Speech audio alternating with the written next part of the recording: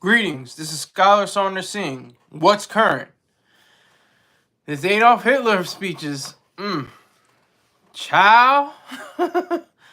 Don't mean to laugh because it's not funny, but like it's just amazing. They're just astonishing. Like it's the stark megalomania. Like he's the alpha megalomaniac. I mean, they say George W. Bush was a megalomaniac.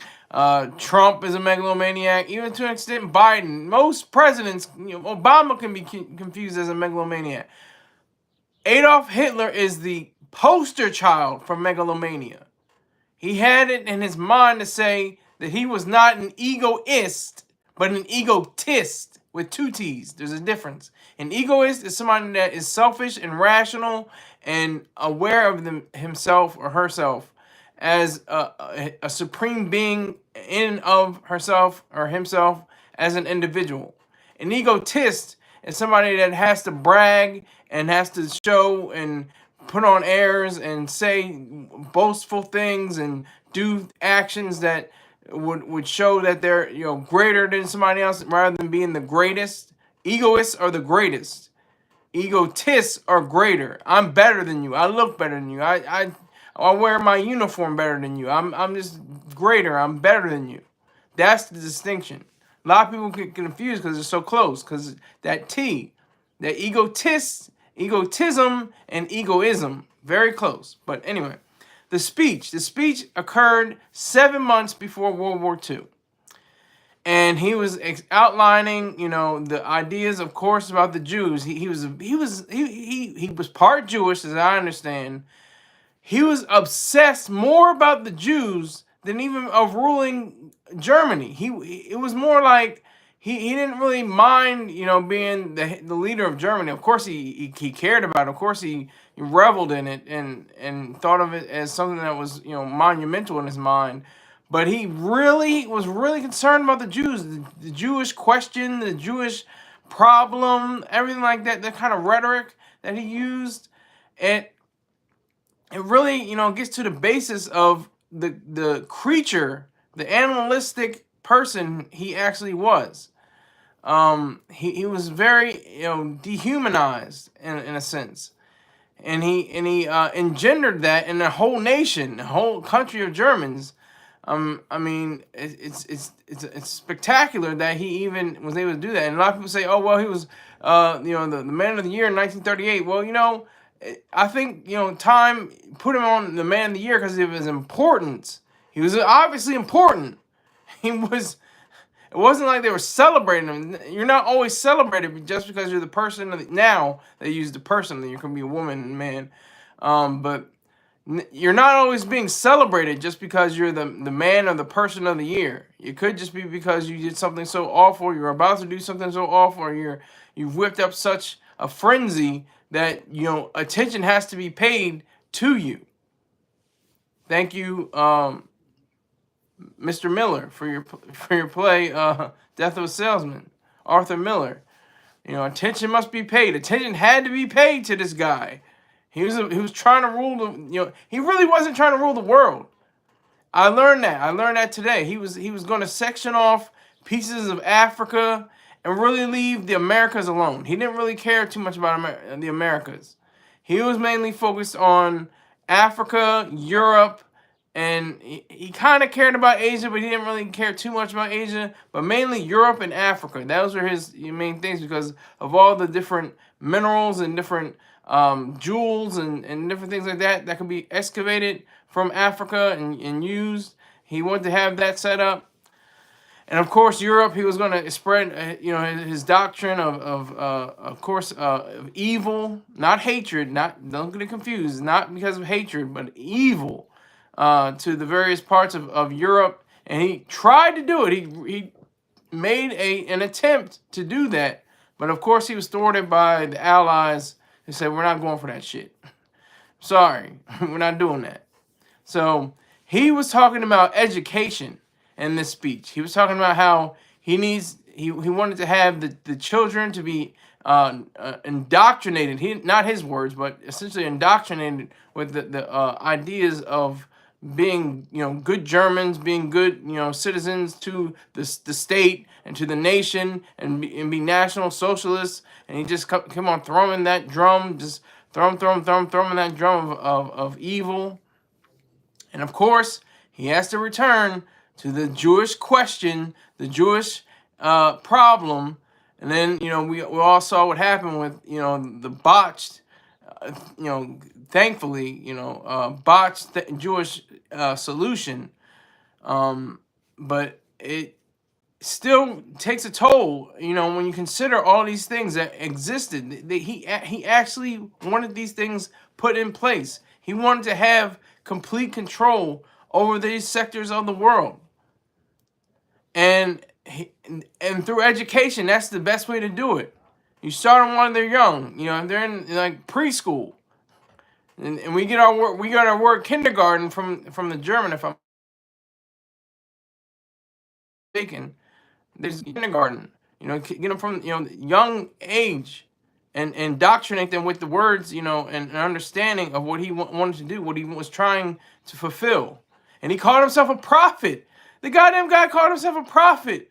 Like he was like an all-knowing being. Like he was some known guy to rule the world, parts of the world, and continue on with that same kind of rhetoric, that same kind of thought process to use for his own, being. And a lot of people say, oh, well, he was obviously selfish. Really? Selfish? Killing millions of people? Innocent people? That's selfish? Is that even in the same ballpark as being selfish? Selfishness is concerned with one's own rational self-interest, not with dominating parts of the globe for one's own terror and horrors and disgusting acts, and sending other people to do that for you as well. Totally different things. He was completely not selfish. He was unselfish. He was selfless. He was altruistic in a sense of saying he sacrificed his possibility for being he obviously had a knack for speech. I mean, like I said, he was important. Wasn't that he was a good person? Wasn't that he was a moral person? Wasn't that he was a great great figure to be emulated? But he was important. He was somebody that you had to pay attention to. You had to pay attention to this guy. And I'm glad that the Allies did. It cost America, what was it, 600,000, 400,000? I think it was 400,000. 200 to 400,000. I'm going to say that. Let me make 100% sure. I can do it right now.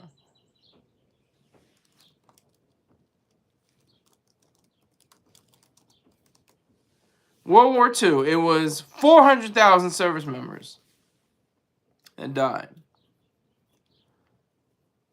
So it took, the United States, 400,000 service members. Who knows how many, lives, how many different inventions and different, I mean, this is just one. I mean, obviously, like every war, but, especially in the World War II, because World War II was the bloodiest event in all of human history. More people died as a result of World War II than any other period in all of human history, at all recorded history. That is profound. So I'm just giving this an example. 400,000, scientists, writers, artists, people that didn't come home and make the baby boom. They were the GI generation that made the baby boomer, the baby boomers afterwards. So we don't know what could have been. We'll never know what, different, novels and inventions and different aircraft and things that could have been created because their lives were taken from them. I almost slipped. Their lives were stolen from them. And of course, there was the Pacific as well, and that constitutes a whole another amount of people that died. But for the European theater, especially Normandy, we just had D-Day. It's just wrenching. It's very wrenching. But Adolf Hitler had to be stopped. He was that guy. He was that guy. We talk about what's his name? Hirohito.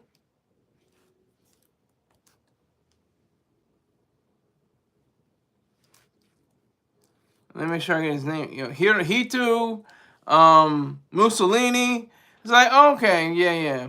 But Adolf Hitler, and then Adolf Hitler really wasn't the guy either. Like I said before, yesterday, I said, Mengele, Dr. Mengele, he was the real, monster. He was vicious. He was horrific. And people like to argue, well, we wouldn't have, our understanding of eyesight and different things like that. But that's like, terrible. You can't try to say that one thing is better because of a monstrous doctrine, monstrous actions were taken. Say, oh well, we understand this better, just because he had different experiments with twins and such. It's bullshit. M Simpson, is that Neo? No, but you can send $5. Cash App is $SKYLERSAUNDERS1. My Venmo is at SKYLERIZED. And my PayPal is paypal.me/SKYLERSAUNDERS. So thank you very much. If you're here to troll, you can troll. Get your troll on. I'm not going to block you. I'm not going to sit you in timeout. I'm not going to do anything like that. If you want to troll, I'm having a serious conversation about a very serious occurrence in world history. But like I said, Adolf Hitler wanted to indoctrinate. Yup. Okay, M. Stevens, I'm not even going to repeat what you say now because I know you're trolling. You're just going to troll, get your troll on, do what you got to do, get whatever stress you got to get out. You might be getting beat by your gay lover. I don't know what the problem is, but, maybe you're feeling some type of way, but you can troll all you want because it's not going to appear on the rebroadcast anyway. So thanks for that. I appreciate it.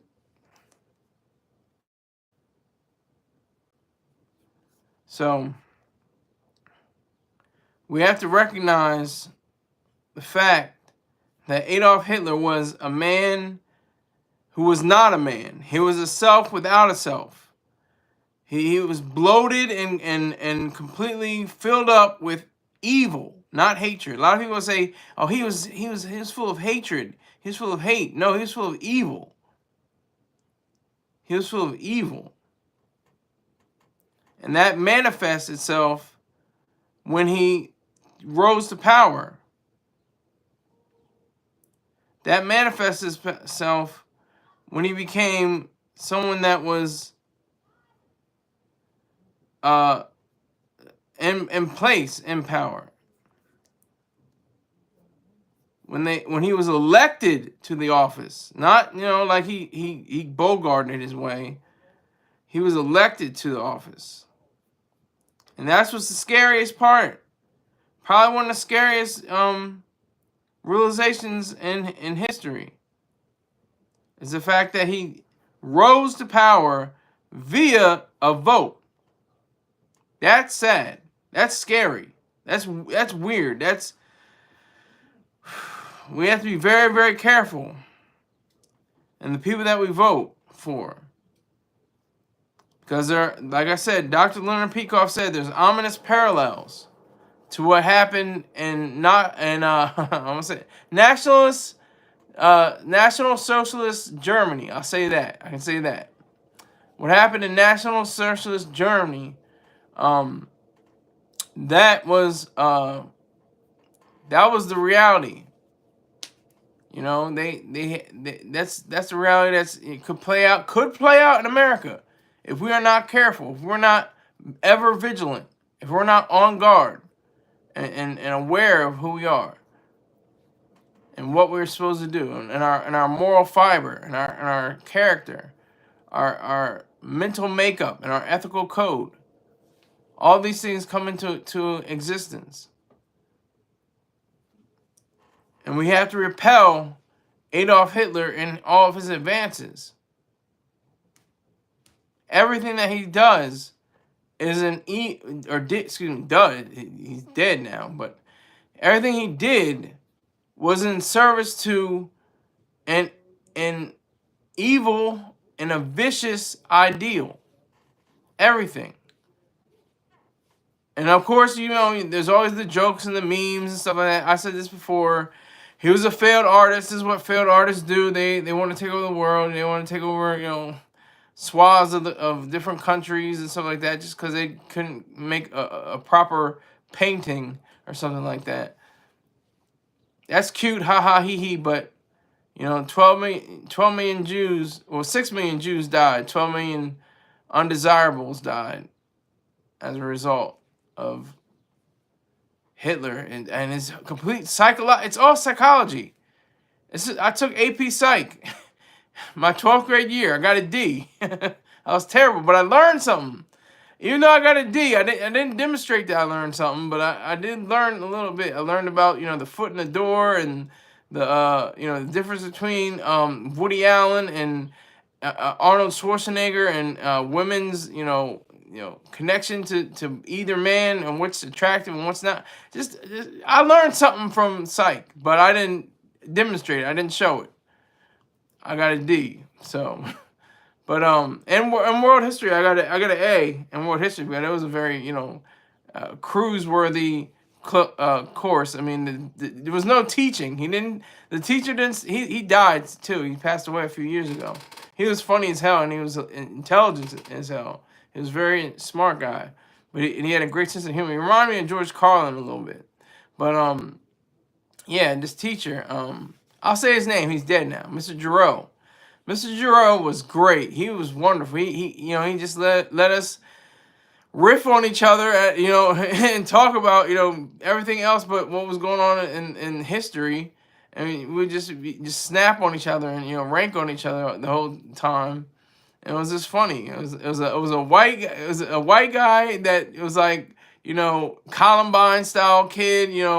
If he set off the white, he's going home and getting the pistols.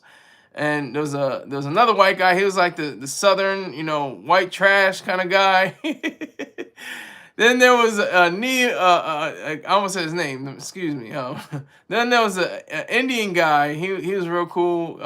His we always joked that he was a terrorist because just because of his looks, his outward appearance. He had the makeup, the physical features of somebody that would have been like the 20th hijacker, I guess. I don't know.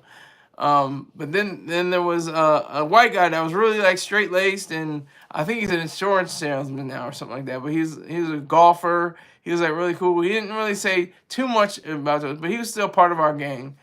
But we just cut up the whole time, and we talked about stuff like this. We talked about Adolf Hitler. We talked about stuff like what was going on in the world, and that was during the height of the Iraq War and Afghanistan War, and it was just an experience. It was an experience. But anyway, I learned something there. I did try to get as much as I could, even though he wasn't teaching the course necessarily. We had to just do book work. That was the whole class. The class was us ranking on each other, and then in between that, as a side, we had to put in the different countries of Africa, the different places in South America and Asia and Europe, and the Americas, and the North American countries, Canada and United States. It was definitely an experience, but yeah. So Adolf Hitler, came up a few times, and we were just saying how horrific and how the German people weren't stupid. They were just looking for something else, and they thought maybe this Adolf Hitler guy, I don't know, he can he might have the answer. And the answer obviously was the solution, which was evil, which was despicable, which was disgusting. And that is what really drove a lot of people towards the and then I didn't see the video, but I'm gonna look it up after tonight. I just saw a clip. It said, why were the Nationalist Socialists, I'll say that, Nationalist Socialist uniforms, why were they so spiffy? Why were they so nice? I mean, they had some bad clothes. Like there was some bad threads. To use some some old terminology. There was some sharp looking clothes. Why were they so sharp?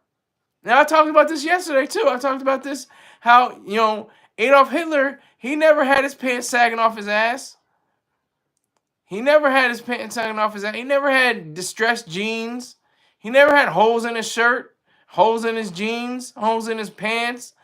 He didn't have jeans drooping down to his Jordans. Of course, there were no Jordans back then, but you know what I mean. It's a difference. It's a clear cut difference to that. There's a way that you have to say how Adolf Hitler was evil, and what are you thinking about these kids in the street? They're just trying to find their way in life. They're not evil per se, but you chastise them for wearing whatever clothes that they wear and whatever stage of being that they're already in. That's the scary part. Like, we don't do one thing, but we do another. That's the sad part. Excuse me.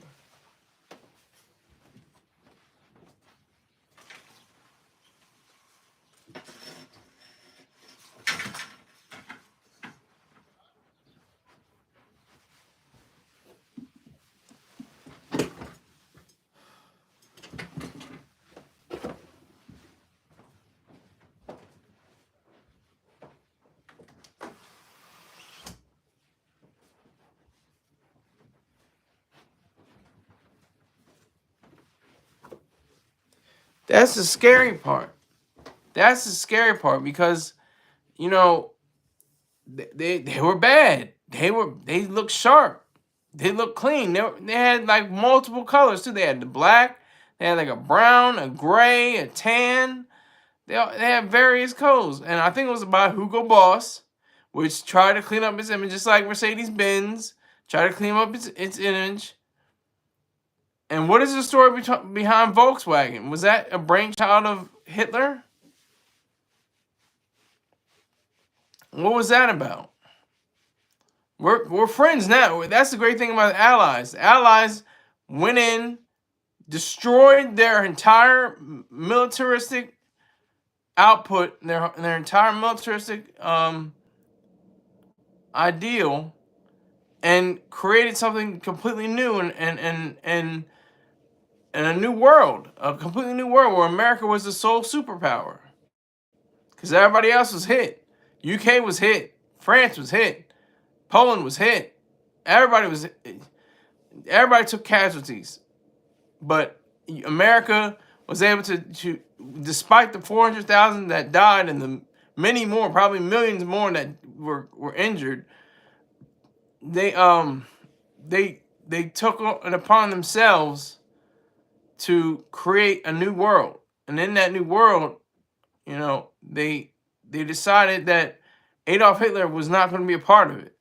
And he, of course, committed suicide in his bunker, like the coward that he was. If you commit suicide because of certain, ailments and debilitating diseases and old age, whatever the case is, that's not the suicide I'm talking about. The suicide I'm saying is you have run out of options, you committed terrible atrocities, and you can't even face, being punished. That's a coward. That's a complete lily-livered yellow bastard who crawled from the slime up to the highest ranks of being in the German politic.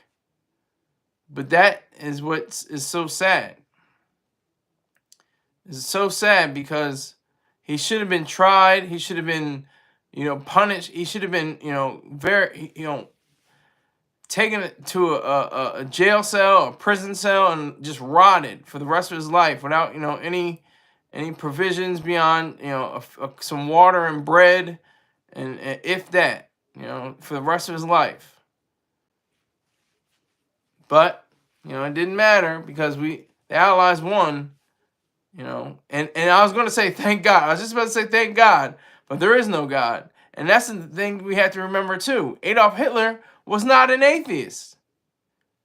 A lot of people think he was an atheist. Oh yeah, Adolf Hitler was an atheist. No, he believed in God. He didn't believe in the Jesus Christ God. He didn't believe in the Jewish God. He didn't believe in the Buddhist God or the Hindu God or the Islamic God, the Muslim God. He believed in the God, that he was more of a deist in a sense, but not a complete deist. But he was like God sets up everything, and then he he brings it to a point where you have to act out on everything. You have to act out on all the motions. It's like a director putting actors in play in a production.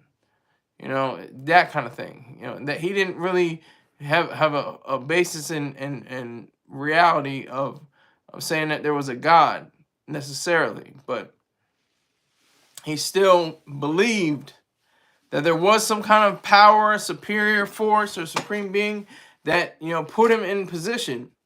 That's what I think he did believe. He did believe in that. Put him in the position that he was in. So that has to be explored. That has to be explored. The fact that he was somebody that didn't maybe didn't sit down or put on his knees and pray. He probably wasn't that kind of guy, but he definitely wasn't a proper atheist. He wasn't an atheist saying that there's no the God is just is a non-existent, because he obviously thought there was an existence in God somehow and in some way. So what I'm saying is that according to this speech, this was like the last drumming. That drumming that that builds up anticipation. That that's what this was. This was like the right before the game. This is the pre-game speech. To let everybody know how serious it was, and how the reality of what was about to happen. World War II was about to go down. James Leahy, I don't believe in the Bible, just God. I respect that. I go against that. I reject that, but I respect it. I can respect it, but reject it at the same time. The son of the son. I gotta keep asking. We got some questions going on the way, but is this a free show? Oh, is this a free show? No, this is a paid show. I'm talking about Adolf Hitler. Everything's got to go. Baja Jackson, he sent me $11 yesterday, so it's got, or no, it was the day before yesterday. I think it was. It was yesterday. Or, I think it was Monday. I think it was Monday. But yeah. So I just I have to really get this money. That's the whole point of this show, is for me to get money.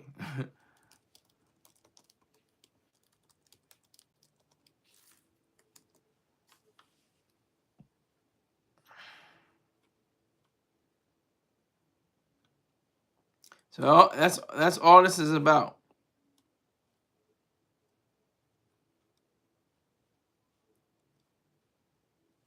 So that is the reality of World War II and the power behind Adolf Hitler, which was really not power at all. It was really powerlessness. He was, like I said, he was bloated. He was inflated, and he popped, as he should have. But like I said, we should have deflated him over time. That would have been optimal. And of course, the bullshit stories. He's in South America, or he was in South America for years, and he died in Argentina and stuff like that. That's bullshit.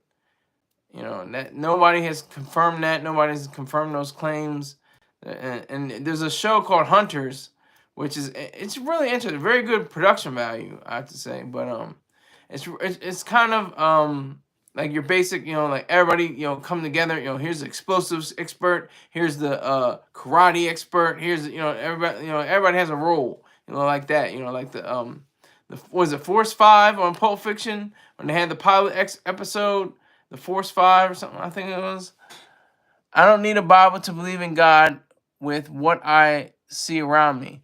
Okay, well, you present me a God. Show me a God, and this not just by sight, because they say don't walk by sight, walk by faith, not by sight. I always say walk by smell, not by faith, because faith never passes the smell test. So you have to go by smell for me. I have to smell what God smells like. I have to hear His voice, hear her voice. Know, you know, taste the food that he or she makes. That's the thing. That's why I'm an atheist. And why Adolf Hitler was not an atheist. He was anything but an atheist. He was committed to a religion around himself. He was committed to, and I say that difference because there's faith and then there's religion. When you have faith, that means that you have, you know, you have a belief system apart from reality. That's faith. Religion is kind of like routine, doing the same thing over, going to church, praying on a certain day, doing the rosary. That's religion. That's religion. That's a different thing. Or, you know, laying, you know, putting head down on a mat and lifting up again, saying salat, you know, 5 times a day. That's routine. That's religion. That's religion. Jewish, you know, having the, you know, temple and stuff like that. That's religion. That's religion. Christianity, going to Baptist churches, you know, reading, getting the scripture, getting the sermon. That's religion. But the faith is your belief in the God that takes on a religion. All right, so that's all I'm gonna say. I'm gonna wrap up with the Hitler thing. You know, he was not a god. He was the ultimate megalomaniac, calling himself a prophet. Nothing, not anywhere near a prophet. Ayn Rand was a prophetess. She was a prophetess, and not because she was psychic or she had mystical abilities or anything. She just knew history. She knew the reality of human nature and could understand and see what would happen. The same thing with Dr. Leonard Peikoff. He's a prophet. He understood what's going on right now. I'm going to have to read Ominous Parallels. I have not read that book yet. I read OPAR, Objectives in the Philosophy of Ayn Rand, but I've not yet read Ominous Parallels. But that's going to be on my list. That's definitely on my list for something to read. Okay, let's talk about today. June the 19th, not Juneteenth. June the 19th, or June 19th.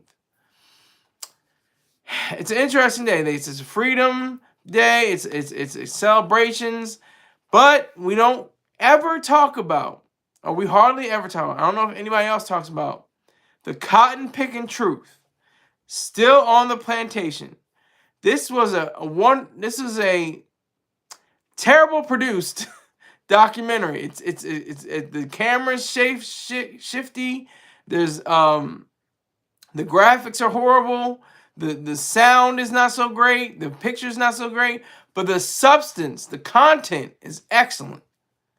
It tells the story of this woman, especially. It talks with a few people, but especially this woman named May Miller, and her previous name, her maiden name was Wall, but she outlines how she was a slave in the 20th century in Mississippi. The 20th century, I'm talking about, decades after the Emancipation Proclamation. Decades after. Okay, long time. Son of the Sun. This should have been a free show because of what today represents. Hey, that's what I'm talking about. That's what I'm talking about. This is the reason why y'all are paying. If y'all do pay, if y'all don't pay, that's cool too. I'll get my rebroadcast money. But that's the power behind this. This day is supposed to be powerful, but it doesn't mean anything to me because Miss Miller, she had to endure the same ideals and same echoes of horrific treatment, that were leveled against slaves from the 18th century to the 19th century in the United States of America, especially in the rural South. But she had to go through all this. I talk about this in an essay I wrote today. She had to eat rats. She ate rabbits. She ate anything she could get her hand on just to survive. The dogs were treated better, she said. She had to go to the creek to drink water. I mean, it was just dehumanizing activities that were going on in Mississippi at this time. That's the atrocious nature of all of this. So we have to really, dig into the reality of emancipation.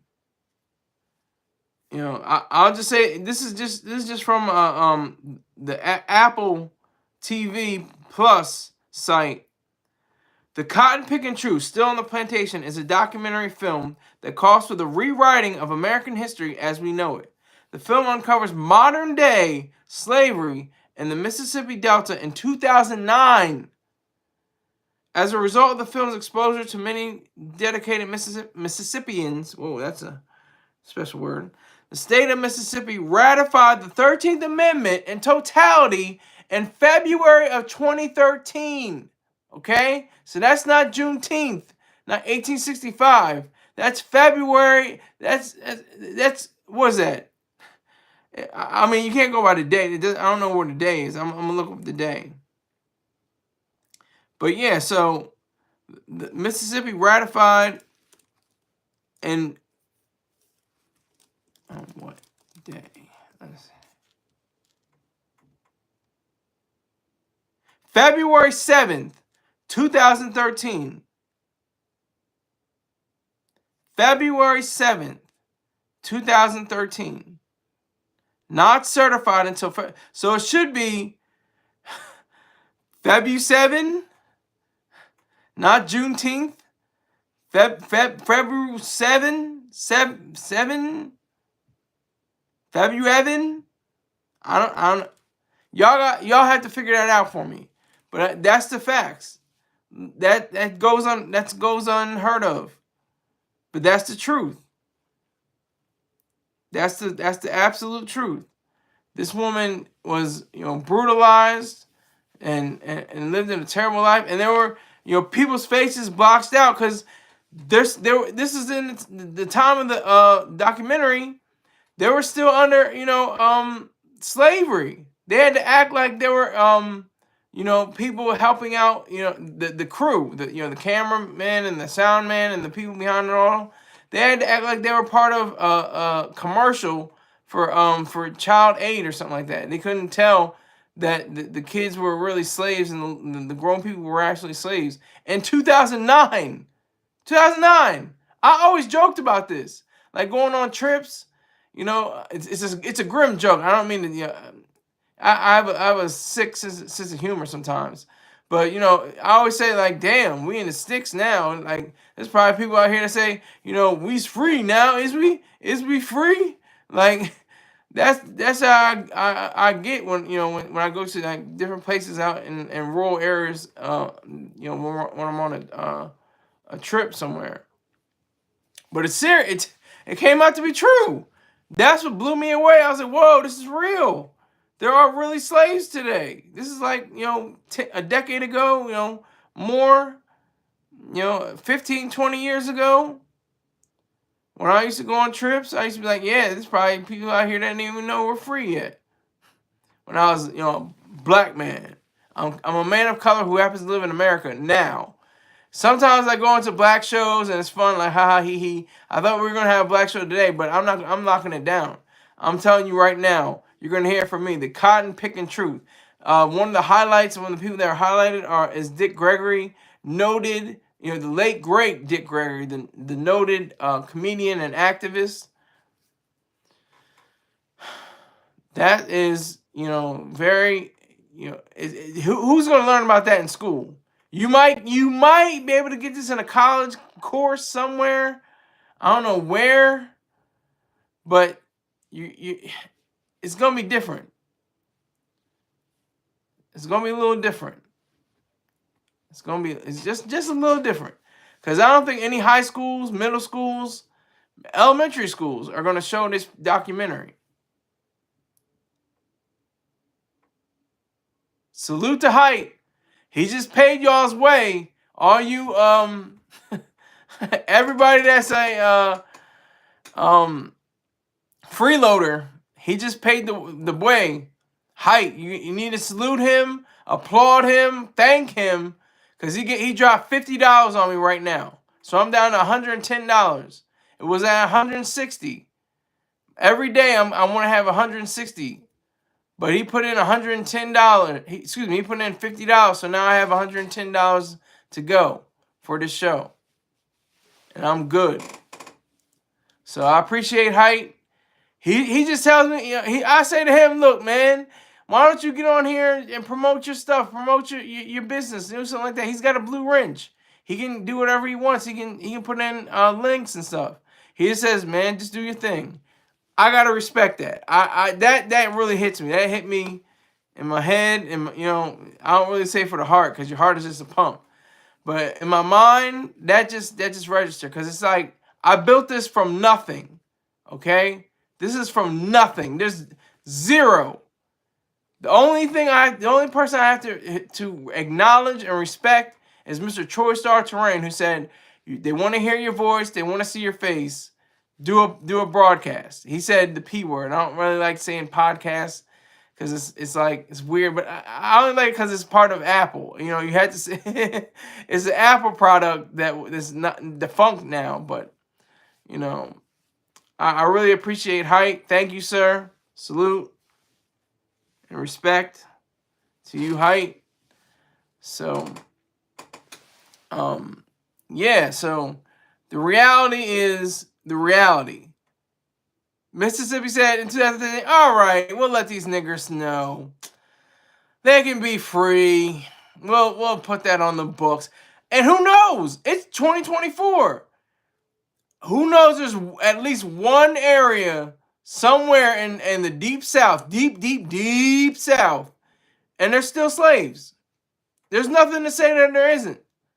I mean, if there's people that are hidden in homes, like in Ohio. Remember those white girls that was rescued by Ramsey?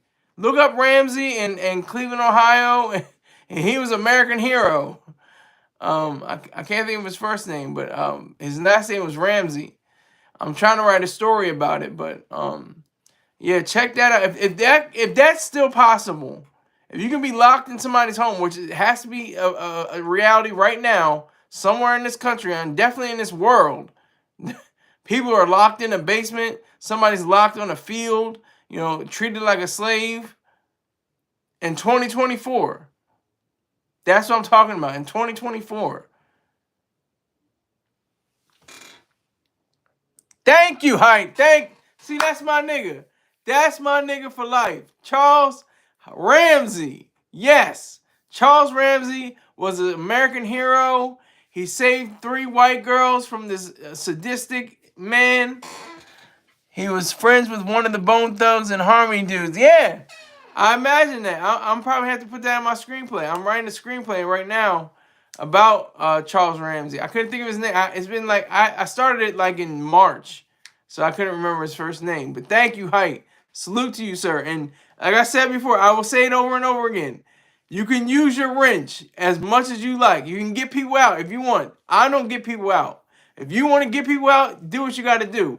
But I appreciate you for saying do your thing, and that's what I'm gonna do. I'm just doing my thing. I'm imparting knowledge. I'm imparting reality. While I haven't, and I really don't celebrate Juneteenth. I said it. I said Juneteenth, but I don't really respect it as a holiday because of the reality of the cotton picking truth. It wasn't 1865. It wasn't Galveston. It wasn't General Granger. Wasn't that? I mean, that's cool. You can say that. That's cute. You can say, oh well, the slaves didn't know about it, and they knew about it, and yay, hey, slavery's over. That was cute, but slavery didn't end until 2013, really, on the books.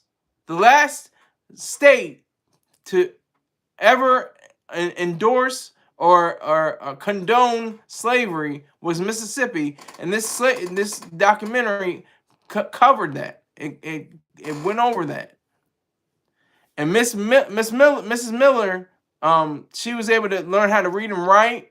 She was freed. Let me preface that she was freed, of course, and from 1961 on, she was able to read and write. She learned how to be a glass cutter, and she petitioned for reparations. And this is what I'm talking about right now. This is what I'm talking about right now. Okay, reparations are for people like her. She deserved reparations. She didn't get a cent. She didn't get a penny, or a nickel or a dime from the United States of America that I know of. When she could have gotten millions, if not billions of dollars for the treatment. And her descendants can say that they deserve reparations. That's why I agree with reparations. That's the thing we disagree with Mr. Troy Star Terrain. I do not think I deserve reparations because of my ancestors. I don't think so.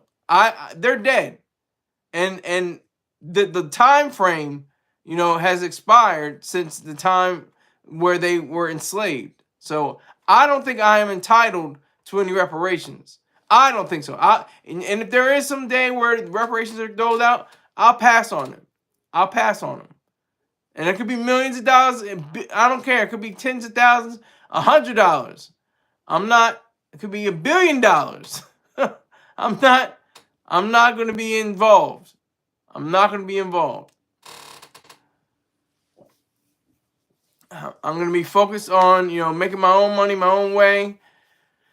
And even though, I'm not saying Mr. Troy Sarterain didn't make his money in his own way. He's obviously made, millions on his own mind. But I'm just saying that she was a prime example of somebody that deserved. And the people that faces were blocked out, if you watch the documentary, there are multiple faces that were blocked out. Kids obviously, but adults too. They the running thing was, the going thing was, why didn't they just get off the plantation? Why didn't they just leave the plantation? Well, for one thing, they did. They tried to. But they were stopped by their own family. One thing happened was Miss Miller, May, I just call her May. May was going to run off the plantation into the night, but her family caught her and stopped her before she was caught by the masters. They're like, if you run away, they're gonna kill us all. She was like, damn, I can't have that. So she just took a step back, fell back into the trenches, and did more back-breaking, mind-numbing, soul-crushing work for no pay or little pay. They call it peony. That's when you have little or no pay for work. It's a form of slavery. And that's what happened all the way up to 2013, but especially 2009 when this documentary was shot. 2010 when this documentary was shot. But it was released in 2020.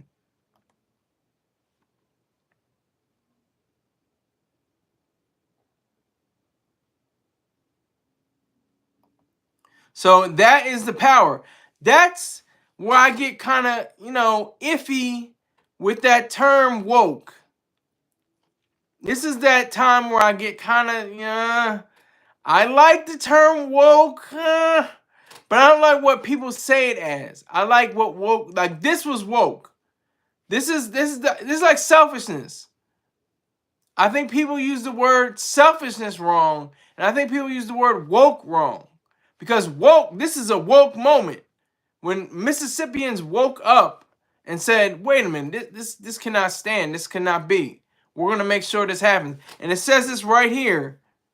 As a result of the film's exposure to many dedicated Mississippians, the state of Mississippi ratified the 13th Amendment in totality in February of 2013. So they had to be woke. I'm putting it out there. I'm finally saying it. You have to be woke. I'm sorry. I'm not sorry. Sorry, not sorry. For everybody that says, oh, woke and wokeism and everything, I like woke here. Here it makes sense. It is applicable. It definitely is something that is very on the nose, on point, on message. You had, because if they weren't woke, they would have, slavery would have been on today. It would have been on the books at least. They might not have as many slaves as they did, in prior years, but they had to be awakened. They had to be woke somehow. So that's why that's the only thing I say with the word. I know a lot of objectivists object to that idea of wokeism and wokeist and being woke, but I like the idea of woke being like, there's something wrong here, and oh my God, we have to correct it. And it's been going on for a long time. And I just got hip to it. I just got, aware of it. I just got woke to it. That's how I understand the term woke. That's where I understand it as. That's what I really understand the term in itself, saying that you are awakened. You're brought into realization. You're brought into consciousness. That's it. They used to talk about that in rappers. Oh, he's a conscious rapper. He's a conscious rapper. Until the artist formerly known as Kanye, Ye, stepped in and was like a conscious rapper with a backpack, like a Louis Vuitton backpack. Like what? And a Benz, and and he's got hymns. Like he was this extraordinary guy. He went off in a different direction. I don't really support him that much anymore, but he made it popular, made it more mainstream, to be thoughtful, to be honest, to be aware, to be woke. And this is my this is my coming out of being woke. I mean, I always struggle with, why are they saying wokeism is bad? Why is woke why is that misinterpreted? Why is it appropriated? Why is it taken as something evil or something that's bad?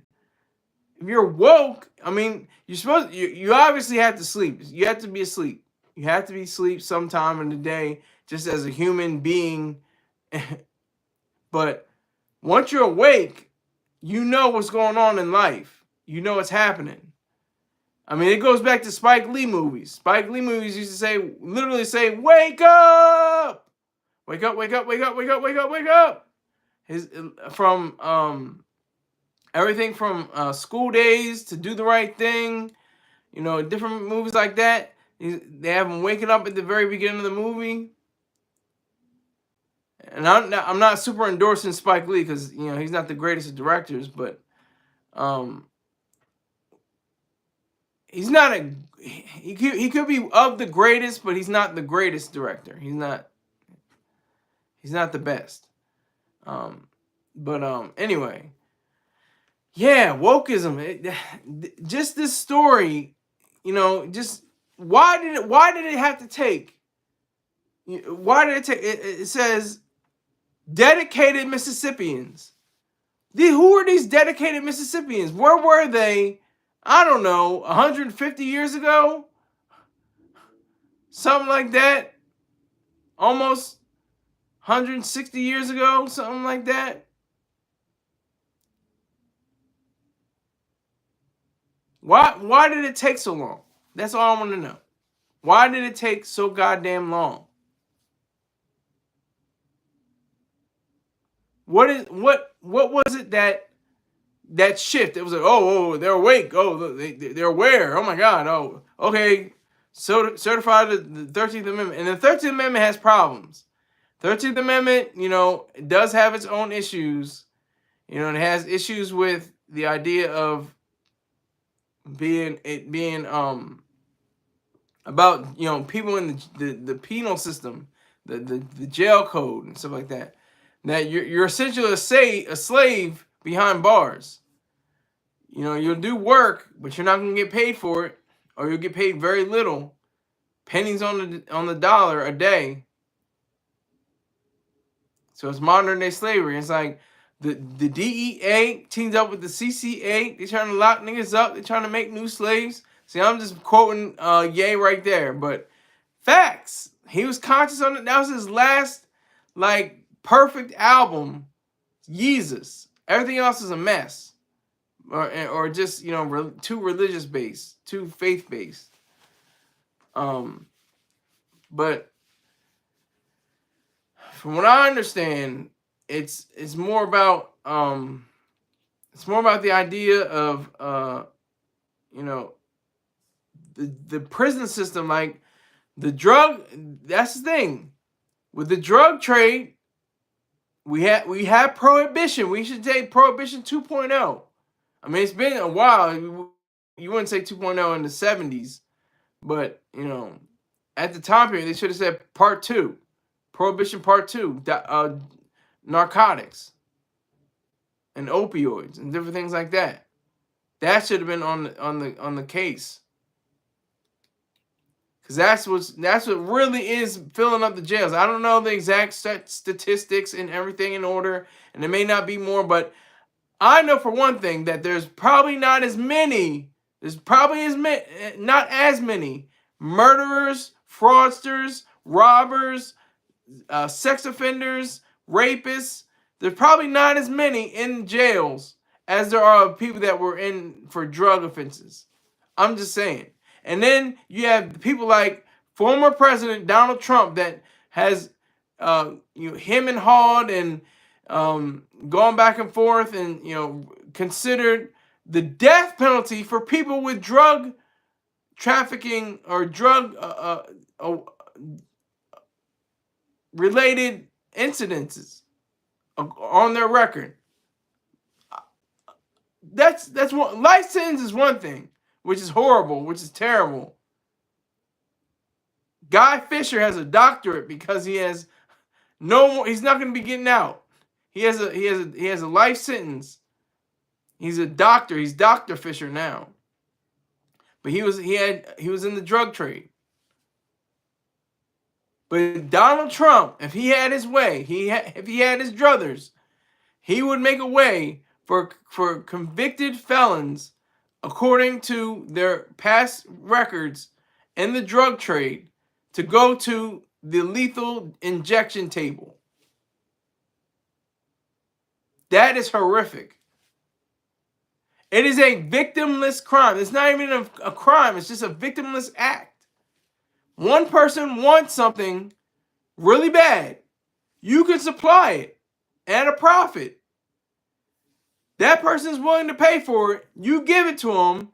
You profit. They get their stuff. They use it. Who's getting hurt? Tell me, who's getting hurt? Oh, well, the families, the mothers, the fathers, they care about, they cared about him so much that they kicked him out on the street when they had nowhere else to go. And so they had to go on Skid Row. I didn't mean to rhyme right there, but that's okay. But, and they had, that whole notion of being within that capacity.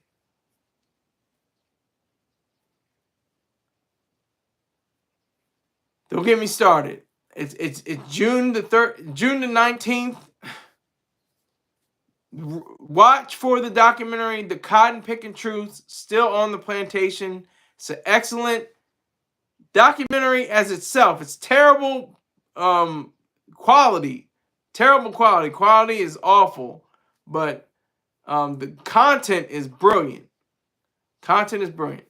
I'd like to thank everybody that came through. Thank you, Mr. Height, for reminding me of the name, Charles Ramsey. I'll never forget his name ever again. I'm writing a screenplay about him. Charles Ramsey. And if somebody beats me to it, so what? I'll be happy for it. But thank you again, sir. You are officially back-to-back 100 Club. You're in the Club 100 Club. Skylar's 100 Club. Back-to-back May and June. So I appreciate that, sir. Thank you. Salute. And I'm going to say thank you to all of you. And catch me in rebroadcast land. Take care.